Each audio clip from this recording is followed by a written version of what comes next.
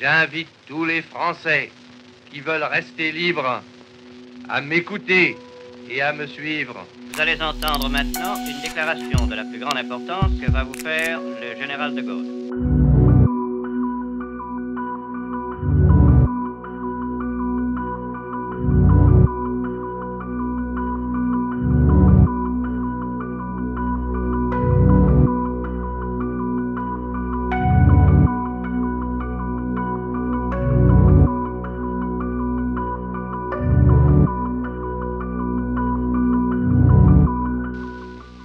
Cet armistice serait non seulement une capitulation, mais encore un asservissement.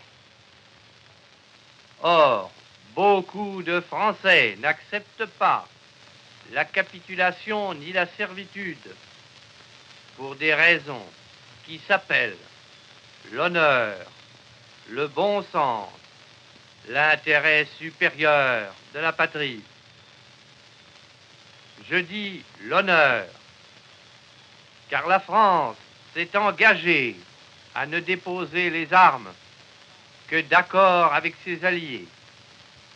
Tant que ses alliés continuent la guerre, son gouvernement n'a pas le droit de se rendre à l'ennemi.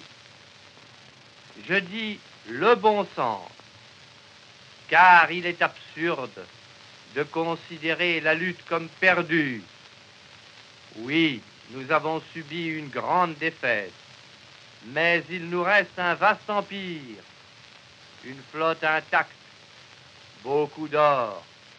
Il nous reste des alliés dont les ressources sont immenses et qui dominent les mers. Je dis l'intérêt supérieur de la patrie.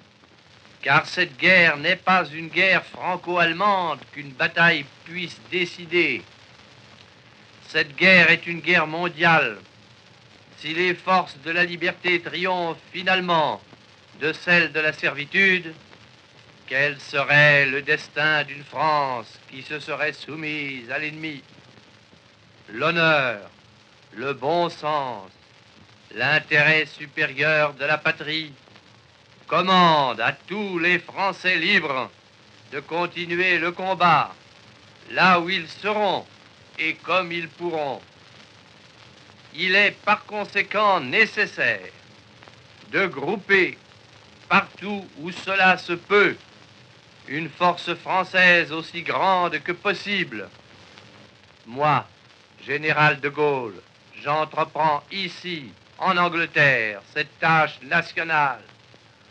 J'invite tous les militaires français des armées de terre, de mer et de l'air. J'invite les chefs, les soldats, les marins, les aviateurs des forces françaises de terre, de mer, de l'air, où qu'ils se trouvent actuellement, à se mettre en rapport avec moi. J'invite tous les Français qui veulent rester libres à m'écouter et à me suivre. Vive la France, libre dans l'honneur et dans l'indépendance.